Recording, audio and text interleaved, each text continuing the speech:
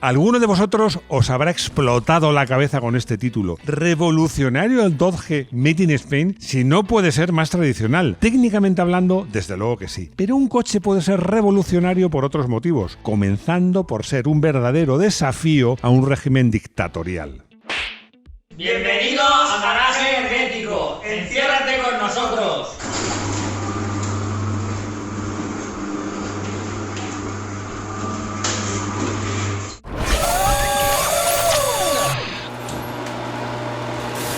Antes de comenzar esta historia, que os prometo que es muy interesante, quiero hacer dos puntualizaciones. Una, que tenemos pendiente hacer un vídeo sobre Eduardo Barreiros, un enorme personaje, no de la automoción, no de la historia de la automoción en España, sino de la historia en general. La segunda puntualización es que para entender de verdad esta historia hay que conocer al personaje. Eduardo Barreiros, a ver, ¿cómo digo yo esto finamente? Voy a resistir a la tentación, voy a decir de forma más elegante. Era un hombre con una extraordinaria valentía y una gran audacia que se atrevía a todo. Por ejemplo, a desafiar a un gobierno dictatorial y además competir contra el propio Estado. Porque os recuerdo que Eduardo Barreiros hizo una marca de camiones que se llamaban Barreiros, que competía con Pegaso, una empresa estatal. Y luego hizo bajo la marca Simca, pero era fabricado por Barreiros, coches que competían contra SEAT, que nuevamente era la fábrica nacional, la fábrica estatal de turismos. O sea, competía contra el propio Estado. La competencia entre los camiones Barreiros y Pegaso fue enorme. Si queréis más información, os recuerdo, de este tema hemos hecho varios vídeos, pero os recuerdo que hicimos uno que era camiones Pegaso o Barreiros, cuáles eran mejores, y también hicimos incluso una comparativa de uno de los modelos estrellas de Barreiros, que era el Saeta, contra el modelo estrella de Pegaso, que era el Comet. Incluso hemos hecho un vídeo sobre la historia de la marca Barreiros. Compitió en el mundo de los camiones y gracias a un acuerdo con, aquí hemos dicho siempre Chrysler y Dodge, si fuera Rodrigo diría Chrysler y Dodge, pero bueno, yo diré lo que me parezca en cada momento. Pero bueno, gracias a esos acuerdos consiguió fabricar Simcas, el Simca para competir con la parte más baja de la gama. De esto ya haremos un vídeo y hablaremos en otro momento. Y luego hizo por la parte alta los Dodge o los Dodge, que son los protagonistas de este vídeo. Rodrigo, os lo aseguro, no deja de sorprenderme, porque lo de Dodge y Dodge vale, pero no, me dice que yo digo Simca con N. Es que un español normal, por lo menos un español de España, nadie dice Simca, nadie, es Simca. Bueno, yo diré Simca, por supuesto. Un poco de contexto. Antes de referirnos al Dodge o al Dodge Barreiros, que es como yo lo voy a llamar, conviene dar un poco de contexto de cómo era la oferta de coches, la oferta nacional en la España de los 60. En 1963 aparece el SEAT 1500, el tope de gama de SEAT, que viene a sustituir al SEAT 1400. Por cierto, el primer modelo fabricado por SEAT, y que se puede decir que el 1400 fue un modelo que nació ya un poco viejo, porque en Italia se había presentado en 1950 y tenía esa típica línea que se llamaba entonces, bueno, y ahora también se llama Pontón, así muy redondeadita y tal. Bueno, ya era un poquito antigua cuando nació. El 1500 era una renovación estética. Ojo, porque sabéis mucho de coches, y os voy a dar un dato. De los 1400 hubo 3 generaciones, la A, la B y el C. El C ya tenía la misma carrocería, tenía la mecánica del 1400, pero la misma carrocería más moderna del SEAT 1500, que era una herencia de la que, bueno, era la misma que utilizaba Fiat en sus modelos de 1800 a 2100 y prácticamente idéntica a la que se usó en el SEAT 1500 a partir del año 63. Objetivo: aplastar al 1500. Como os decía, en 1963 aparece el SEAT 1500, el tope de la gama SEAT, lo más de lo más.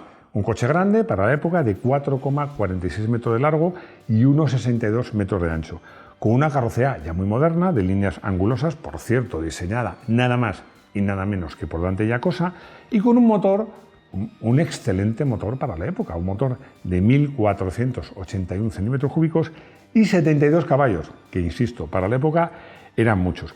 El interior, bueno, no era excesivamente lujoso, estamos hablando de España del principio de los 60, pero era de lejos, en ese momento, el coche más grande y más lujoso de la oferta nacional. El 1500 era el coche, vamos a decirlo así, de los ricos, de los empresarios que le iba bien, de los políticos del régimen, por cierto, y de los cuerpos oficiales del Estado. La policía tenía muchos en el 1500. Yo insisto en una cosa, en este momento, cuando aparece, era con diferencia, además, con una mejora notable sobre su antecesor en 1400, el coche más grande y más lujoso de la oferta nacional. Hasta que en 1965 llega el Dodge. El Dodge aplasta al Seat 1500. ¿Por qué? Vamos a ver. Era un coche que medía ya 5 metros. Era un coche bastante más grande. ¿Su línea a lo mejor no era tan moderna? Bueno, no lo sé, pero en la España de esos años era impresionante. El Dodge era impresionante. Y ojo, tenía un motor de 6 cilindros en línea de nada menos que 3.686 centímetros cúbicos y 145 caballos. Es decir, aplastaba el Seat 1500. Tenía casi el triple de cilindrada y más del doble de potencia. Y en comparación, además de ser mucho más grande, más potente y más impresionante, es que era mucho más amplio y mucho más lujoso. Y ya se empezaron a ver en el Dodge cosas que en España eran muy poco habituales, como era, por ejemplo, entre otras cosas, la servodirección y el aire acondicionado. El AIGA español. Iba a titular así este vídeo, Dodge, el AIGA español, pero he pensado que a lo mejor en algunos países que no son España, a lo mejor no se entendía esta expresión, y os diría más, la gente más joven en España a lo mejor tampoco la entiende, pero en la España, digamos que entre los años 50 y los años 80, esta expresión era muy popular. En España, un AIGA era un coche grande, era un cochazo, un coche caro, grande, lujoso, y esta expresión proviene de los indianos. Los indianos, en España, se les llamaba a aquellas personas españoles de extracción generalmente baja, que se iban a Sudamérica a hacer las Américas, se decía. Bueno, algunos se quedaban allí, algunos se arruinaban, algunos se morían, pero otros volvían y volvían ricos. Volvían ricos, pero seguían siendo una extracción relativamente modesta. Entonces llegaban aquí, ya ricos, a su pueblo, llegaban al concesionario y decían, en vez de decir, deme el coche más grande que haya, decían, deme el coche más grande que haiga. Y esa expresión de haiga como sinónimo de coche, de cochazo, se hizo muy popular. Otro posible título hubiese sido Dodge, sucesor de los Hispano-Suiza. Bueno, es que después de mucho tiempo, en España volvían a fabricarse coches de cierto lujo, de cierto nivel, aunque justo es reconocer que este título no lo he utilizado porque los Hispano-Suizas, del que por cierto hemos hecho un vídeo, jugaban en otra división. Eduardo Barreiros cerró un acuerdo con Chrysler, para fabricar en España los Simca y los Dodge. Empezó con los más grandes, con los Dodge, en 1965, y muy poco después empezó a fabricar en Madrid los Simca. Una apuesta arriesgada. Esta es una opinión personal, yo ya os lo advierto, pero yo creo, no tuve la fortuna de conocer personalmente a Eduardo Barreiros, pero creo que debía ser un hombre enormemente optimista, con una valentía sin límites. Yo creo que esto fue probablemente lo que permitió que tuviera grandes aciertos y a lo mejor en una ocasión lo que también hizo que incurrieran algunos errores. Y es que tras el acuerdo entre Barreiros y Chrysler, pues Barreiros compró material, estampación de chapa, elementos suficientes para fabricar 20.000 Dodge en la España de esos años, de años 65, que no había mucho dinero. Una cifra, bueno, yo creo que a todas luces optimistas. Os voy a decir el precio, aunque el precio que lo voy a dar en pesetas, porque en esa época era lo que se pagaba en España, lo que había era la peseta, no os va a decir mucho, más de 300.000 pesetas. Seguro que habéis puesto la misma cara que Rodrigo, una cara de decir, ¿y eso cuánto es? Os voy a dar otros dos datos que os van a dar una pista de cuánto era ese dinero. Fijaos, un Seat 1500, que desde luego era menos coche, pero es que costaba menos de la mitad. Y por lo que te costaba un Dodge, te podías comprar 5 Seat 600 y todavía te sobraba dinero. Era un coche caro, muy, muy caro. Era un coche, como os digo, para ricos, muy ricos y para miembros del gobierno del nivel no alto, sino muy, muy alto. Y ojo, que en Madrid incluso hubo algunos valientes taxistas que tenían Dodge. Y en un taxi Dodge fue la primera vez que me monté en un Dodge. Gracias a mi hermano. Bueno, fue impresionante. Llegamos a coger un taxi, cosa que hacíamos muy raras veces, y había una cola de taxis, pero no había nadie esperando. Y el sexto taxi así era un Dodge. Entonces mi hermano se puso y fue dejando pasar gente. Bueno, estuvimos ahí casi media hora para darme el capricho a mí de que me pudiera montar en ese Dodge Dart. Bueno, la verdad es que para mí fue una experiencia casi religiosa. Y eso que conocía muy bien el Seat 1500, porque lo tenía mi tío, pero vi el coche por fuera. Además, en esa época los taxis de Madrid eran negros con raya roja. Para mí, mucho más bonitos que ahora. Y ese coche de ese color era impresionante y dentro me pareció enorme, de longitud y sobre todo de anchura. Pero vamos ya con los datos. Fijaos, el primer año se construyeron 1.200 unidades y se vendieron 742. El segundo año se fabricaron 8.000 unidades y se vendieron 6.399. Y la cosa fue a partir de ahí a peor. Las pérdidas fueron tales que en 1967, ante la falta de liquidez, Barreiros se vio obligado a vender parte de sus acciones a Chrysler, que a partir de ese momento pues, fue la accionista mayoritaria y Barreiros perdió el control total de la empresa que tenía antes del 67. Llega el Dart. Aquí tengo que hacer una aclaración, porque algunos me diréis, ¡ay, habéis sacado un coche que no se corresponde al año y tal! Vamos a ver. En España en general, pero aún más os diría que en Dodge y en Barreiros aún más, de la fábrica de Villaverde, esto de las denominaciones, los acabados, los detalles, no cambiaban de un año para otro. A veces cambiaban de un mes al otro o de un día al otro, porque a lo mejor estaban fabricando, le faltaban faros, montaban otros faros, o como tenían que acabar con las paneles de chapa que habían comprado, a lo mejor habían hecho unos del Dart y ponían otro de otro modelo anterior, en fin. Ser preciso con esto es realmente complicado. En su lanzamiento, el Dodge se denominó Dodge a secas o 270. Y luego, más tarde, salieron las versiones GL, que es gran lujo, GLE, gran lujo especial, y GT, gran turismo, que era el más caro y lujoso. Y en 1969 llegó una versión que todo el mundo esperaba, que era la versión diésel. Muy apreciada, como os digo, que tenía un motor 4 cilindros, en este caso además era un motor Barreiros, de 2 litros y 60 caballos. Bueno, con los cánones de hoy día eran coches para conductores con paciencia, porque no olvidemos que este coche pesaba 1.500 kilos con 60 caballos y las carreteras de entonces, viajar con este coche pues requería paciencia. Ese mismo año, 1969, un diseñador que se llama Mario Gamarra, que había sido responsable de muchos de los diseños de los camiones Pegaso, propone una cosa, viendo cómo iban las ventas, hacer un rediseño del Dodge que no supusiera muchos cambios, ni muchas inversiones, ni mucho gasto, pero consiguiera que la potencial clientela lo percibiera como un coche distinto y más moderno.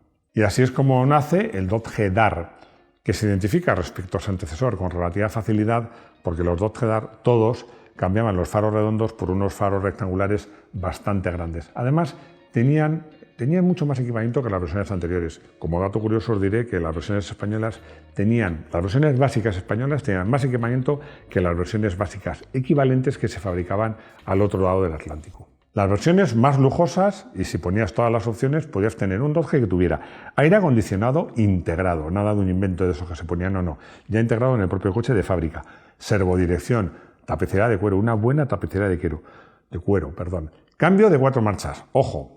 Y sobre todo, lo más importante, que en vez de ser el cambio tan impreciso que iba en el volante en esa época muy habitual, como por cierto en 1500, iba en el piso, que era como más deportivo. Esto se hacía, voy a hacer un inciso, porque era la forma de aprovechar las 3 plazas del asiento delantero. Pero bueno, en ese momento se piensa que con 5 plazas es más que suficiente. Lunas tintadas, que ahora llevan todos los coches, en esa época casi ninguno. Y opcionalmente el famoso techo de vinilo, que era el techo normal, que estaba forrado con un plástico que imitaba cuero, que en la época estaba muy de moda en coches de alto nivel. Eso sí, los frenos seguían siendo frenos de tambor. Eran frenos de tambor con una asistencia muy potente, tanto que algunos probadores criticaban que eran muy bruscos. Bueno, eran muy bruscos porque tenían mucha asistencia, no porque fueran muy buenos frenos, era el punto débil del modelo. Y es que, claro, no podías comparar las carreteras españolas de los años 60, muy malas, con muchas curvas, subidas y bajadas, con las autopistas norteamericanas de esa misma época. GT 3700 y no 3700 GT. Ojo, que esto no se trata de un simple juego de palabras, es muy importante, ya lo veréis. Y es que el tope de gama, de la gama Dodge, se utilizó la carrocería inicial, pero se renovó con este Dart GT 3700. Era un coche que, fijaos, incluso pretendía tener unos ciertos tintes deportivos, y si no deportivos, por lo menos más dinámicos de los que hasta ese momento había tenido nunca el Dodge. Aparte de mejoras de detalle, muchas, había 3 mejoras muy importantes o que al menos te permitían diferenciar muy bien el coche. La primera, bueno, ya hemos hablado, el techo de vinilo, que era clásico en los coches más altos de gama y que, por cierto, que yo recuerde, nunca llevó el SEAT 1500.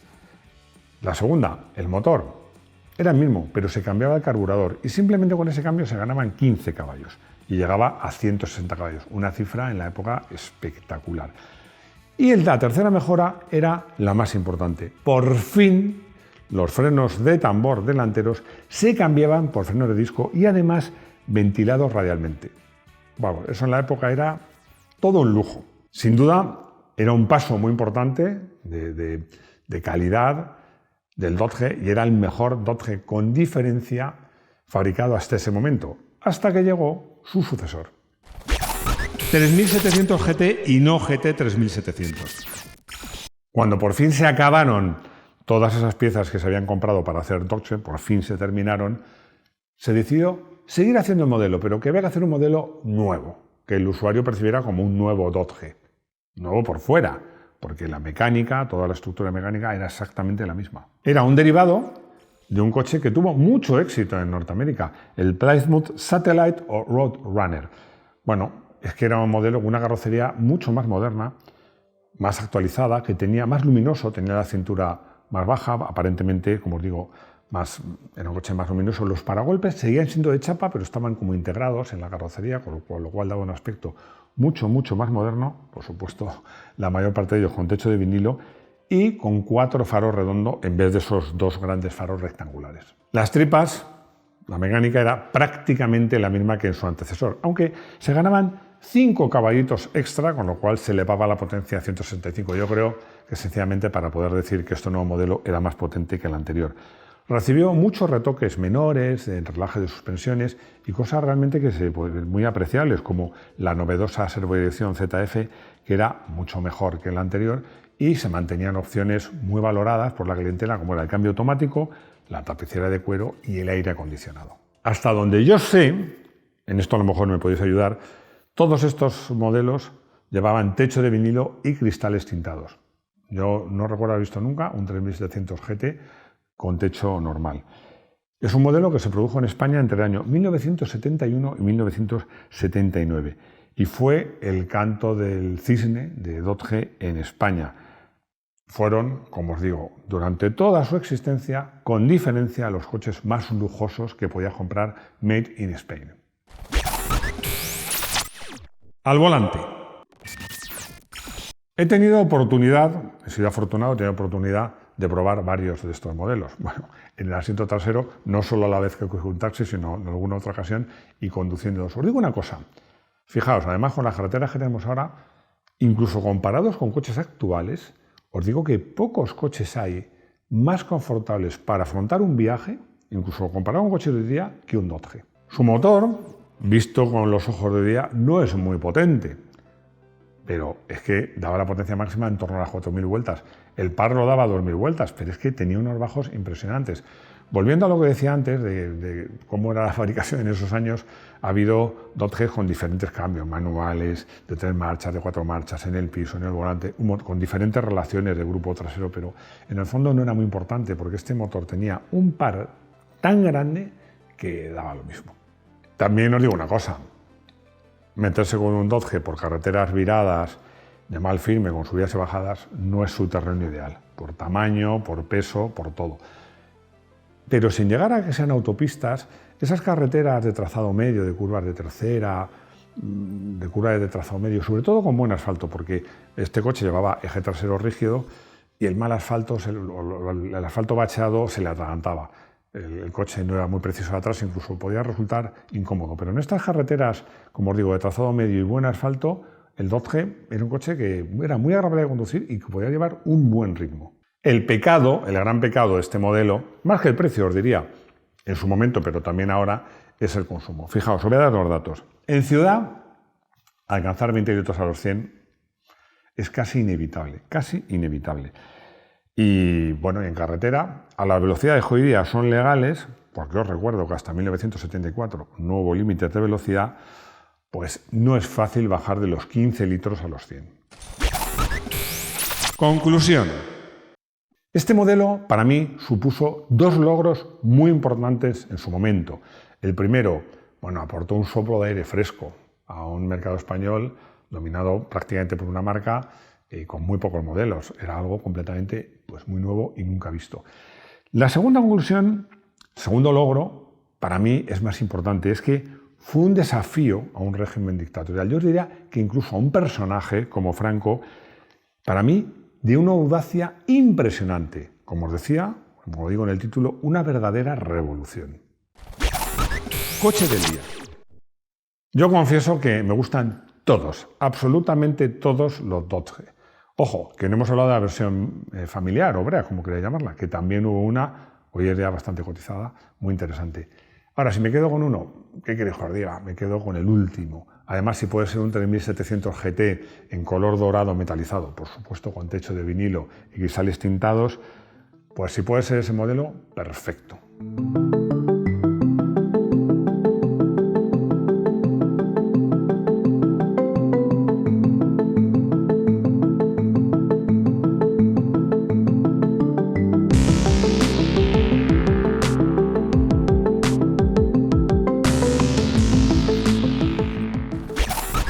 Consultorio. Fernando me pregunta si el coche en el que sufrió el atentado el entonces presidente de gobierno Carrero Blanco era un Dodge. Por supuesto que sí, era un Dodge, un 3700 GT. Por cierto, yo hemos grabado un vídeo donde desmontamos algunas teorías, voy a desmontar ahora otras. Yo he leído montones de veces que ese coche estaba blindado, muy blindado, no es cierto. El coche no estaba blindado.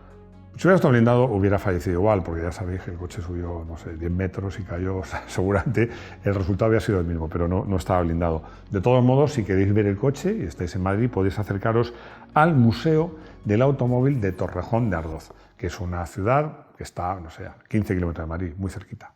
Alicio quiere saber si las versiones de Station Wagon o Break del Dodge interesan como coleccionista o no. La respuesta que voy a dar es que me alegro que hablemos del Station Wagon porque he hablado de él de pasada. Ojo, que del último, del 3600 GT, no hubo versión Break, hubo de los anteriores. Se hicieron muy poquitas, a mí me parecen muy bonitas, me parecen incluso más modernas que la versión berlina y se hicieron muy pocas, con lo cual son muy cotizadas. Es que realmente en un coche de ese lujo, cuando en España en esa época los coches Break se les consideraba coches de trabajadores, no tenía mucho sentido, pero se hicieron. Me parecen muy bonitas y yo creo que como coche de colección puede ser a lo mejor incluso más interesante que una versión normal. Ya hemos llegado al final del vídeo, un vídeo que llevaba tiempo dándole vueltas porque me apetecía mucho hacerlo. La verdad es que todo lo que tiene que ver con Eduardo Barreiros me parece siempre un tema apasionante y este del Dodge que apareció fue un desafío al gobierno y encima hicieron un coche que superaba en todo al SEAT 1500, que era el coche estrella fabricado por la empresa estatal. Fue todo un reto, una historia que me apetecía contar. Contadme vosotros ahora si mi historia os ha gustado. Os leo en comentarios, agradezco los likes, agradezco que os suscribáis, agradezco que os hagáis miembros del canal, porque así nos hay muchos, que compartáis este vídeo. Lo que más agradezco es que os pueda ver aquí de nuevo en nuestro garaje hermético. Hasta pronto.